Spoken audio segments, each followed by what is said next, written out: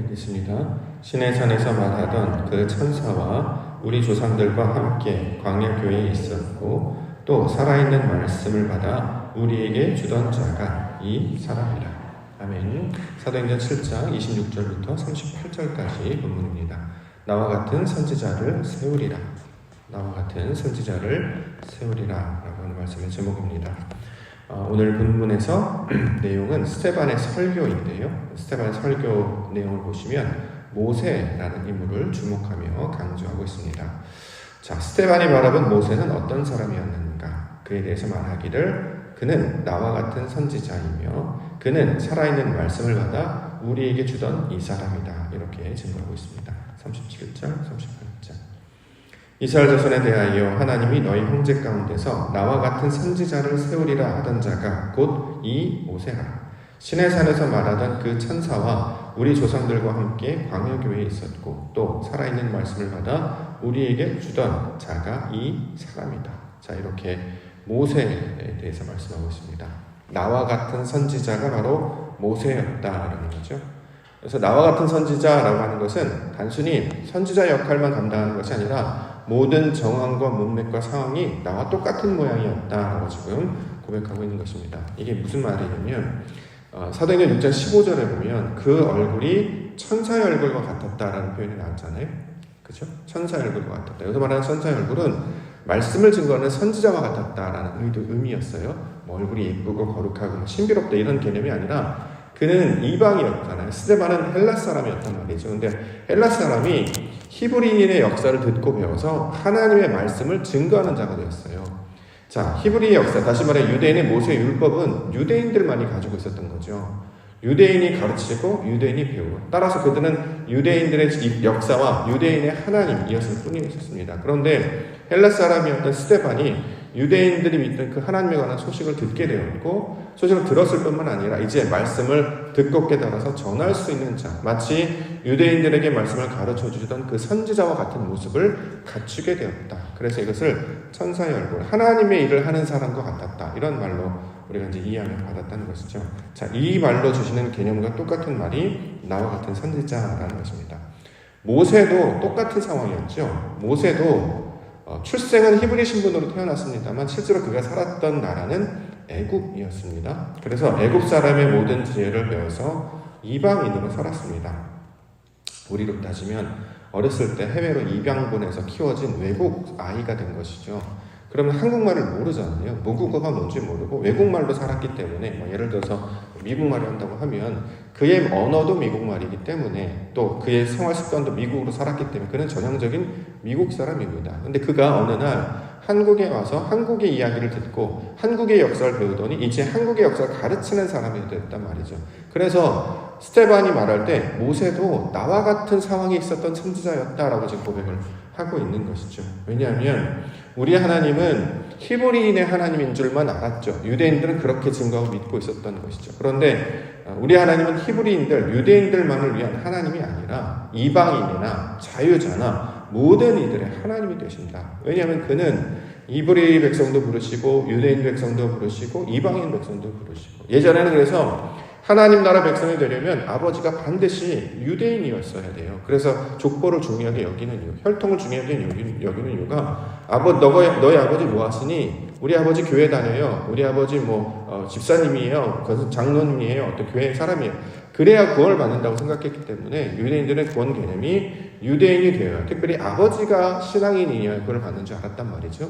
근데 성령이 예수 그리스도의 사역을 이후에 이 땅 가운데 성령이 임하고 나니까 아버지가 유대인만 사람들만 하나님 백성이 아니고 누구든지 주의 이름을 부르는 자, 다시 말해서 성령이 임하게 되면 하나님을 아버지라 부르게 된단 말이죠. 그렇기 때문에 그 아버지라 부르는 사람은 유대인이나 헬라인이나 자유인이나 상관없이 모든 이들에게 하나님의 백성이 되는 것이고요. 그래서 그 복음의 확장, 우리는 유대인만 내 것만 하는 그 생각이 확장되어서 모든 이들의 하나님 되심을 깨달아 알게 하시고 그 똑같은 역사를 한 사람이 모세였지 않느냐. 그런데 그걸 나에게도 역사가 가서 나와 같은 선지자를 모세로 들었다. 자, 이렇게 이야기하고 있는 것이죠. 이 말씀 우리 가운데 적용을 하면 우리도 똑같지 않습니까? 우리도 혈통적으로 보면 아시아 사람이죠. 우리가 유대인들과 히브리인과 무슨 상관이 있겠습니까? 이스라엘의 하나님이 나와 무슨 상관이 있겠습니까? 아무런 관련이 없는 줄 알았어요. 그런데 성경의 말씀을 통해서 이야기를 들을 때마다 점점 그 말씀은 누구 말씀 듣습니까? 내 말씀으로 듣는단 말이죠. 이제 이스라엘의 하나님은 그들의 하나님이 될 뿐만 아니라 나의 하나님이고 우리 모두의 하나님이라는 것을 알게 되었습니다. 그래서 이것을 나와 같은 선지자였다 이렇게 얘기하는 거죠. 여기서 말하는 이제 선지자의 개념은 하나님의 말씀을 듣고 깨달아 전하는 사람, 그 특수한 어떤 직분에 있는 사람들을 가리키는 말에서 이제 범위가 확장되어서 이처럼 하나님을 말씀으로 듣고 깨달아서 그 하나님이 나를 위한 역사, 나의 주인이시요 나의 하나님이시를 깨달아 알게 되면, 그래서 그 말씀을 가지고 세상 가운데 바로 그 하나님이 바로 이스라엘의 하나님이 나의 하나님이다 라고 증거를 하게 되면 그것을 가리켜서 선지자다 이렇게 말씀하고 있는 것이죠. 그 말씀을 적용시킬 수 있도록 지금 그 설교를 통해서 우리 가운데 가르쳐주고 있는 것입니다. 이처럼 이스라엘의 역사, 모세의 율법, 유대인의 역사, 유대인의 하나님에 관한 이야기를 그들의 이야기, 그들의 전설, 그들의 역사로만 듣지 아니하고 이것이 결국 지금 이 시대를 살아가는 하나님의 이름을 부르는 모든 자들에게 동일하게 역사하는 하나님의 말씀으로 이걸 받게 되면, 이렇게 깨닫게 되면 그 말씀은 어떤 말씀이 되냐? 살아있는 말씀이 된다. 이렇게 지금 설명을 하고 있는 것이죠. 우리가 읽었던 38절 시내산에서 말하던 그 천사와 우리 조상들과 함께 광야교회에 있었고 또 살아있는 말씀을 받아 우리에게 주던 자. 살아있는 말씀이라는 거예요. 말씀이 어떻게 살아있죠? 살아있다라고 표현을 하잖아요. 왜 살아있냐고 하면 그 하나님의 말씀이 나에게 적용이 돼서 역사를 하기 때문입니다. 나와 상관이 없으면 그건 죽은 말씀, 아무런 의미도 없고 생명력이 없는 거예요. 그런데 하나님의 말씀이 곧 나에게 적용된 내 말씀이구나 라고 받아들이면 이게 지금 생명력을 가지고 살아있는 말씀이 되게 된다는 거죠. 이처럼 말씀을 받을 때에 주 예수 그리스도를 주로 신하고 하나님을 바라고 나아갈 때 그 언제나 하나님의 역사가 내 안에 나타난다. 이렇게 말씀하고 있습니다. 요한일서 4장 15절 누구든지 예수를 하나님의 아들이라 시인하면 하나님이 그의 안에 거하시고 그도 하나님 안에 거하느니라. 말씀을 하나님의 아버지의 말씀으로 받으면 그가 내 안에, 내가 하나님 안에. 그렇기 때문에 이 말씀이 다른 사람의 말이 아니라 바로 내 말씀이 된다는 거죠. 이걸 이제 우리 개념으로 좀 적용해서 좀 이해를 해본다면 동일시라는 개념을 아마 이해할 수 있지 않을까 싶습니다.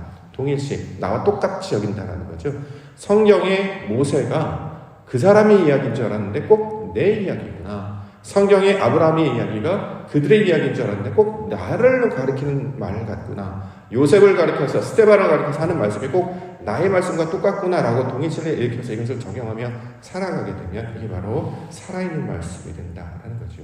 이처럼 하나님께서는 우리에게 말씀을 듣게 하시고 하나님의 역사를 성경을 통해 배우게 하시는 것은 얼마만큼 이스라엘 역사에 대해서 잘 아는가, 얼마나 지식을 많이 가졌는가, 그래서 내 지식적으로 얼마나 똑똑한가를 따지는 것이 아니라 그래서 내게 주신 모든 것이 바로 하나님께서 주시는 것이구나, 그걸 깨달아 알게 하시기 위한 방편으로 이 말씀을 우리가 응답하고 있다라는 것이죠. 그러므로 이 말씀을 10년 가운데 받아들임으로 아버지 하나님의 말씀을 붙잡고 결국 하나님의 구원받는 백성, 내가 하나님 안에, 하나님이 내 안에 살아있는 말씀을 받으시며 그 영광을 나타내시며 살아가시는 우리 믿음의 성도님들 되시기를 주의 이름으로 축원합니다. 오늘 본문에 모세에 관한 이야기 보겠습니다. 자, 모세는 어떤 사람이었는가 보니까 도망자였다 이렇게 얘기하네요. 26절부터 이튿날 이스라엘 사람끼리 싸울 때 모세가 와서 화해시키려 하여 이르되 너희는 형제인데 어찌 서로 해치느냐 하니 그 동물을 해치는 사람이 모세를 밀어뜨려 이르되 누가 너를 관리와 재판장으로 우리 위에 세웠느냐? 내가 어제는 애굽 사람을 죽인 것 같이 또 나를 죽이려 하느냐 하니 모세가 이 말 때문에 도주하여 미디안 땅에서 나그네 되어 거기서 아들 둘을 낳으니라. 모세가 이제 히브리 백성들을 돌봐야 되겠다는 마음이 생겨서 그들을 화해시키려고 하여서 그들을 도와줬습니다. 그렇죠? 그래서 그들을 괴롭혔던 애굽 사람을 쳐 죽였어요. 그러면 사람들이 고마워할 줄 알았습니다.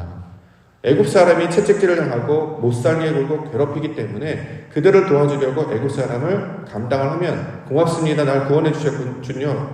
이렇게 생각할 줄 알았더니 네가 뭔데 이렇게 나온다는 거죠. 네가 관리자냐 재판장이냐 왜 나에게 상관하느냐 애굽 사람을 죽인 것 같이 나도 죽이려 하느냐? 그래서 거부했습니다. 하나님께서 보내심을 받아서 그들을 도와주면 그 사람들이 받아들일 줄 알았는데 그 앞절에 보면 깨닫지 못한다 이런 말도 나옵니다만 사람들은 거부하며 받아들이지 않게 된다라는 거죠. 그래서 그는 어떻게 되냐? 도주하여 미디안 땅에서 나그네가 되었다. 하나님께서 직분을 맡기신단 말이죠. 직분을 잘 감당하려고 하면 사람들이 잘 받아줄 줄 알았어요. 화해시키려고 하는 거 아닙니까? 이렇게 화해시키고 잘 되게 도와주려고, 어려운 것이 있고 도와주려고. 그럼 사람들이 고맙다고 말할 줄 알고, 감사하다고 말할 줄 아는데, 당신이 뭔데 나한테 참견하느냐, 나도 힘들게 하느냐, 잔소리하지 마라, 내게 그런 말 하지 말아라, 내가 언제 당신을 인정했느냐, 나를 왜 다스리려고 하느냐, 그러지 말아라. 우리가 반발하게 된다는 거죠. 그런 마음 가운데 어떻게 하면 낙심이 찾아오기 때문에, 그렇죠? 어디라도 숨고 싶은, 도망가고 싶은 그런 마음이 듭니다. 하나님께서 왜 이 일을 감당하셔서 일을 감당하게 하셨는가? 하나님 하라고 하셔서 직분을 감당할 뿐인데, 그러면 사람들이 잘 따를 줄 알았는데 오히려 거부하고 반발하고요, 오히려 도전합니다. 그러면 이제 도망가게 되죠. 마음이 떨어지게 됩니다. 그래서 오늘 보면 나그네가 되어서 이렇게 이야기합니다. 원래는 그 애굽의 왕자였잖아요. 그 바로의 공주가 키웠기 때문에 왕자처럼 키워서 모든 것들을 다스리고 모든 것들을 이렇게 살피고 이런 것들을 이제 해서 이제 살림을 하는 그런 관리자로 세웠는데, 거기에 대한 마음이 떠나니까 도망자가 되고 나그네가, 마음이 정처 없이 떠돌아다니는 거예요. 교회를 왔는데 사람들이 반응하지 않으면 이런 마음이 들어요. 하나님께서 보내셔서 화해시키려고 하는 거 아닙니까? 하나님과 관계를 화해시키고 서로를 좋게 하고, 그래서 이렇게 했으면 좋겠습니다, 이렇게 했으면 좋겠습니다 그러면 잘 따를 것 같은데 실제 목표는 그렇지 않다는 거죠. 왜 나한테 이런 걸 하십니까? 이렇게 불편합니다. 그래서 오히려 미워해요. 오히려 더 도전하고요. 왜 그렇게 하십니까? 라고 그냥 반발하게 되는 거죠. 그럼 이제 세워진 사람은 마음 가운데 낙심이 찾아오기 때문에 차라리 오지 말걸, 차라리 딴 데 갈걸, 이 사람들이 날 싫어하나? 나는 적임자가 아닌가? 이 마음이 이렇게 떨어질 수밖에 없다는 거죠. 여기에 주인이 되어서 교회를 지켜야 되겠다, 내가 잘 가꾸고 돌보고 아름다운 교회를 만들어야 되겠다, 이렇게 마음을 가지라고 하나님께서 보내셨는데 낙심이 찾아오니까 돌보지도 않고 다들 마음이 떠나가지고 그렇게 황폐하게 되어버린다는 거죠. 우리도 그런 시절 겪었지 않습니까? 아무도 돌보지 않아서 나무들이 죽어가요. 누가 이걸 돌봐야 될까요? 건물이 무너지고 깨어집니다. 사람들이 비워집니다. 예배가 점점 죽어가는 것 같아요. 사람들이 마음이 황폐해집니다. 누군가는 담당을 해야 될 텐데 모두가 다 자기 책임이라고 여기지 않으니까 교회도 분위기가 떨어지고, 실제로 그 증거로 교회 환경들도 다 죽어가고 그런 시절이 있었단 말이죠. 자, 이렇게 된 상황이 모세에게 펼쳐진 상황이었습니다. 그런데 놀랍게도 이렇게 아무런 가치 없고 무기력하고 연약한 모세를 하나님이 만나주셨어요. 30절에 보면 30절 40년의 참에 선사가 시내산 광야 가시나무 떨기 불꽃 가운데서 그에게 보이거늘 모세가 그 광경을 보고 놀랍게 여겨 알아보려고 가까이 하니 주의 소리가 있어 나는 내 조상의 하나님 아브라함과 이삭과 야곱의 하나님이라 하실때 모세가 무서워 감히 알아보지 못하더라. 40년이 지났단 말이죠. 도망자로 나그네로 40년, 인생의 전체를 다 보낼 수 있는 시간 아닙니까? 실제로 이 40년은 내 힘이 다 빠지는 그때 내가 내 혈기, 내 지식, 내 의도로 살았던 그 모든 것들이 다 빠졌을 때, 소위 말해, 모르겠어, 포기할래, 나 안 할래, 이렇게 된단 말이지. 그럼 우리 세상에서는 그런 사람들 있으면 그냥 내보냅니다. 너 하지 마, 딴 사람 시킬 거야, 이렇게 하는데 우리 하나님이 기다리시는 거예요. 힘이 다 빠질 때까지. 원래 물속에 사람이 빠지면 바로 구하면 안 된다면서요. 사람이 물속에 빠지잖아요. 그래서 물속에 빠지니까 도와줘야 되겠다 그러다 즉시 들어가면 그 사람이 힘이 남아있기 때문에 도와주러 그런 사람을 막 붙잡아가지고 같이 물에 빠진다는 거예요. 그래서 이 구명한 그 시험 보는 분한테 얘기를 들었는데, 물에 빠지면 이 사람이 힘이 다 빠질 때까지 옆에서 계속 기다린대요. 그래서 힘이 쫙 빠져 축 처지면 자기 힘이 하나도 남아있지 않은 그런 상태가 되면 그때 들쳐업고 그때 나온다는 거예요. 아니면 이 사람이 막 살려고 아둥바둥되기 때문에 막 이것도 잡고 저것도 해서 그러니까 본인도 죽고 구하러 간 사람도 죽고, 그래서 힘이 다 빠질 때까지 기다렸다가 그때서 이제 구한다, 이 얘기를 들었습니다. 근데 성경의 내용과 되게 비슷하죠.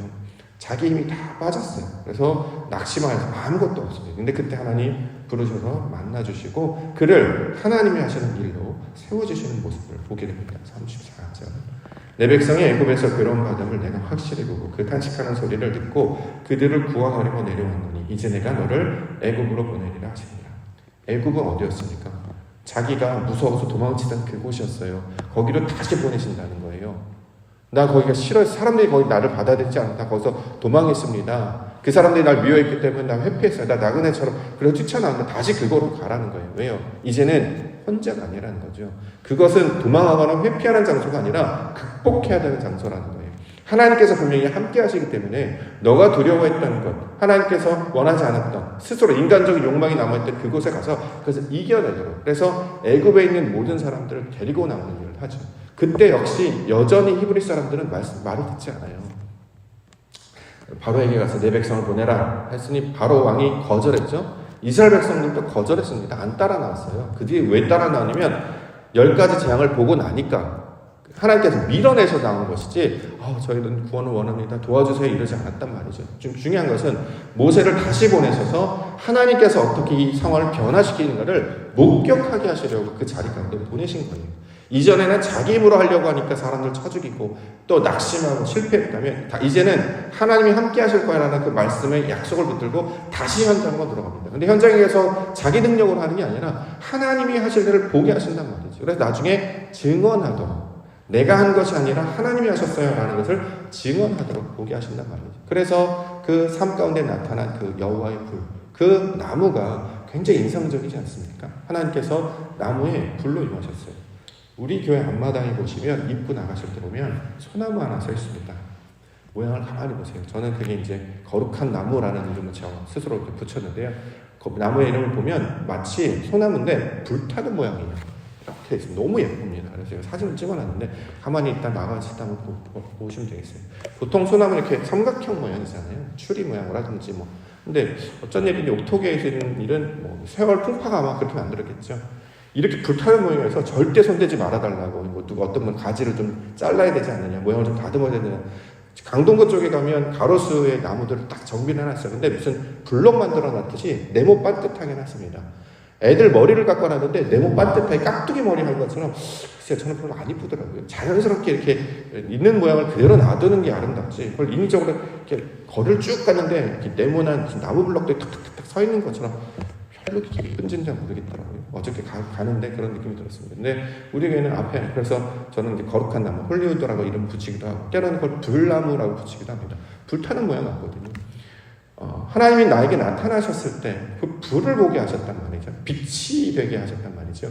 이전에 보지 못했던 것들이었대요. 깨닫지 못했던 것들인데 하나님이 빛으로 불로 함께 하실 것이기 때문에 나의 육신 같은 것들은 불로 다 태울 것이고 보이지 않는 것들은 빛으로 보이게 하셔서 그 가운데 역사하시는 하나님의 영광의 모습을 바라보도록. 그래서 현실은 뜻대로 되지 않아요. 우리 힘으로 안 될 겁니다. 그렇게 됐으면 우리보다 훨씬 능력 있는 사람 뽑았겠죠. 근데 그렇게 하지 않고 하나님이 하실 것이기 때문에 우리가 잘하는 건 있어요. 뭐냐면 제 눈으로 똑똑히 봤구만요. 그 마당새처럼 제 눈으로 똑똑히, 이거는 엄청 잘해요. 거짓말을 해본 적이 없어서 보지 못한 것들에 대한 그것을 보고하지 못하지만 어렸을 때 봤던 것들은 정확하게 기억하는 그 능력은 우리한테 있는 것 같아요. 그래서 하나님께서 보게 하신단 말이죠. 하나님이 역사하시는구나. 하나님께서 인도해내시는구나. 하나님께서 구원해내시는구나. 이것을 우리 가운데 맡겨주시려고 우리를 보내주셨다는 거예요. 히브리 사람이었으면 자기가 전통적으로 배워왔던 것들이 있기 때문에 착각할 수도 있는데 완전히 이방인, 밖에서 들어온 사람들 아닙니까? 저와 여러분 다 밖에서 들어온 사람들 아닙니까? 그들로 하여금 이전에 이런 거 없었죠? 와서 보니까 이렇게 생겼어요. 이게 사람들이 했다고요? 아니요. 하나님이 하실 줄 믿습니다. 그렇기 때문에 우리 인생들도 하나님께서 인도해 가실 것입니다. 그래서 나와 같은 선지자, 나와 같이 하잘 것 없고 보잘 것 없이 버려지고 그렇게 나의 능력으로 하나도 할 것 없는, 그렇게 도망자와 같이, 그렇게 나그네와 같이 살던 자를 목격자로, 증인으로 살게 해주셨습니다. 이것이 바로 성도들을 부르신 하나님의 의도와 경륜이 된다는 것입니다. 저와 여러분들을 동일한 모습으로 이 땅 가운데 부르시고 이 땅 가운데 세워주신 줄 믿습니다. 그래서요, 소망이 생겼어요. 함께 우리 하나님의 영광 보기를 원합니다. 지금은 무너지는 것 같고 깨어지는 것 같죠. 조금만 기다려 보십시오. 하나님의 놀라운 영광을 이 땅 가운데 베풀어 주실 줄 믿습니다. 그러려면 눈이 바뀌어야 되잖아요. 우리가 저 나무는 그냥 나무가 아니라 불나무구나, 거룩한 나무구나. 이 교회는 그냥 교회가 아니라 하나님이 약속하신 그 임재의 약속이구나. 우리가 드리는 예배는 그냥 드리는 시간의 모임 그 자체가 아니라 살아계신 하나님의 음성을 내 말씀으로 갖게 하는 소망의 말씀, 영광의 말씀, 비전의 약속이구나. 이걸 깨닫게 해 주시는 것 다라는 것입니다. 이 말씀을 잡고 나아가면 우리 하나님 함께 해주실 줄 믿습니다. 오늘 하루도 그 말씀을 잡고 하나님의 영광 가운데 소망하며 나아가시는 믿음의 성도님들 되시기를 주의 이름으로 간절히 축원합니다. 기도하겠습니다.